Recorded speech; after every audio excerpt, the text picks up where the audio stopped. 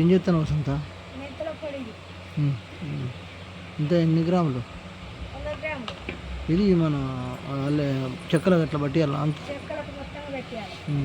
ఆ తర్వాత మళ్ళీ ఎప్పుడు పోతారు? జీలకర్ర పొడి. ఓకే. ఇప్పుడు జీలకర్ర అంటే అన్ని ఎన్ని గ్రాములు? 100 గ్రాములు 100 గ్రాములు. 100 గ్రాములు 100 గ్రాములు. కాయలు 55. 55 కాయలు. 55 కాయలు. అది ఉప్పు ఎంత వేయాలి? ఉప్పు కేజీ.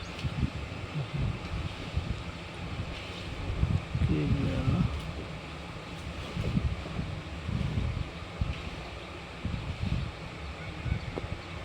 ఇది ఏం చేసి ఇది మొత్తం పోపే దీన్ని ఏం చేసి పెట్టారు? ఇట్లా ఇట్లా ఏం చేసిన నూనె పోసి ఏమేమి వేసినావు ఇట్లా? అలా జీలకర్ర వేసిన, ఆవాలు వేసిన, మెంతులు వేసిన, మిరపకాయలు వేసిన, ఎల్లిపాయలు వేసిన. నూరినిదా?